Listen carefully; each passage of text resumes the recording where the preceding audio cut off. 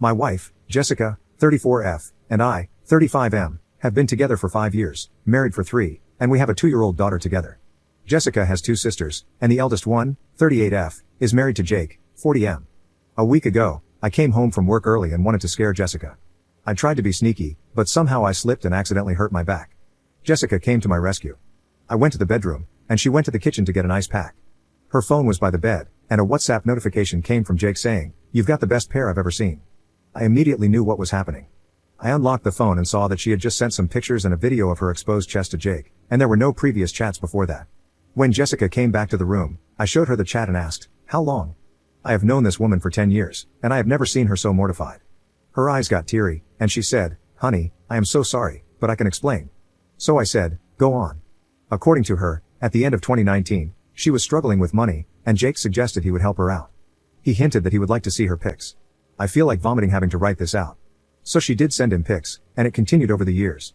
She swears there was nothing emotional or physical involved, it was purely transactional. I didn't believe any of it, but she showed me on Venmo that Jake paid her $300 yesterday. I then told her, "It's been 5 years, try to remember if anything physical happened." For me, if even half of what she is saying is true, how could something like that not become physical? She started crying and told me she could prove it tomorrow because Jake would get suspicious if she tried to talk to him now.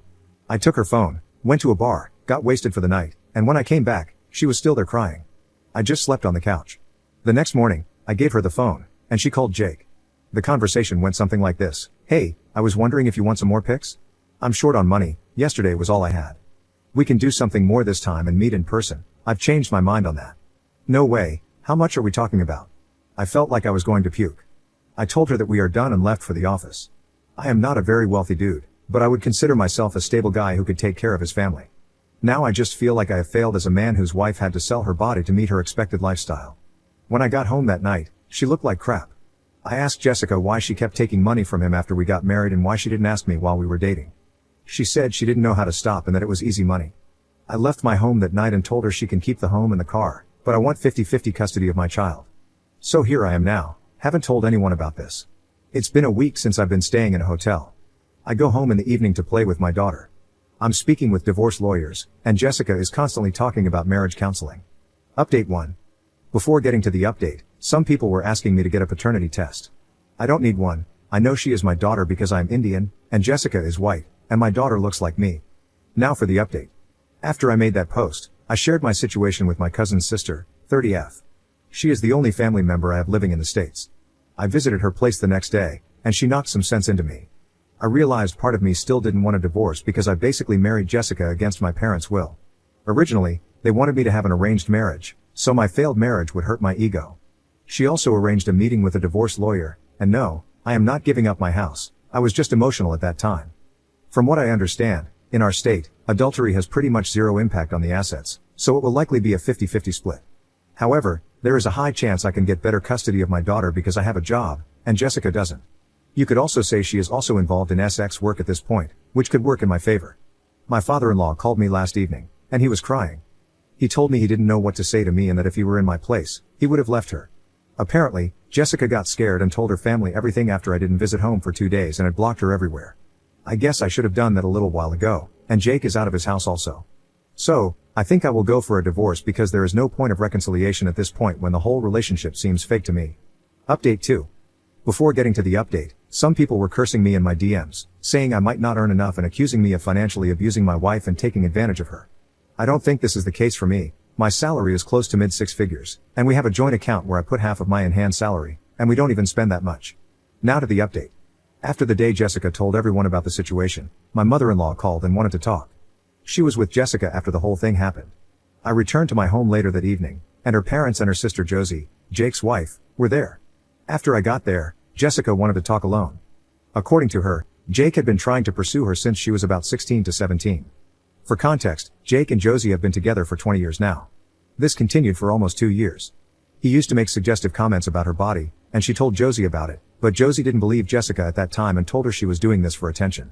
Jessica didn't tell her parents either because, according to her, Josie was their parents' favorite, so nobody would have believed her.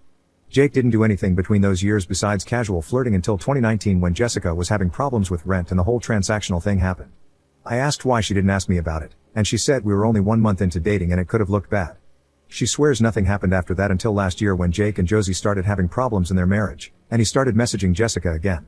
She didn't entertain him at first, but she had gained some weight from pregnancy and thought I was ignoring her because of it, which I was not. At that time, I was working close to 13 to 14 hours a day to change my niche to another tech stack. Massive layoffs were also going on, so it was a pretty bad time. Now she admitted that she liked the attention and validation this time, but she didn't have any feelings towards him. They started exchanging pics and money, and this happened 3 times.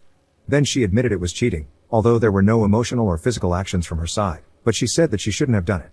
I asked her why she didn't tell me about Jake harassing her when we first met or started dating. She said she thought I wouldn't have believed her and that it was in the past. Then I asked why she didn't tell me the first time I found out about this. Her answer was the same. She believed I wouldn't have believed her because nobody else knew about this. I was just sad about the fact that she doesn't trust me enough to tell me such a horrific incident. Now, I did something I am not very proud of. I asked her about a paternity test. I know it was stupid, but emotionally I was in a weird place at that moment. She was totally emotionless throughout the whole conversation, but after hearing about the test, she broke down crying and started hyperventilating. I started crying too. After about 10 minutes or so, we stopped crying, and she said okay, then asked me if we are getting a divorce. I said I don't know. She then said we should get a postnup before I do something like that. That line felt like a tight slap to my face. I was like, you're not even gonna convince me not to go through with it? Then she left with her parents. The next day, she called crying, asking not to get a divorce and to start marriage counseling. Honestly, I still care about her, and I said okay. So here we are now after some weird couple of days, still getting the postnup. Her individual counseling starts next week, and our marriage counseling starts next month. Hopefully, trust will return someday. Also, Jake is denying all that. According to him, Jessica seduced him for money, and my sister-in-law is getting a divorce. I know some people are gonna call me a doormat, but I don't care.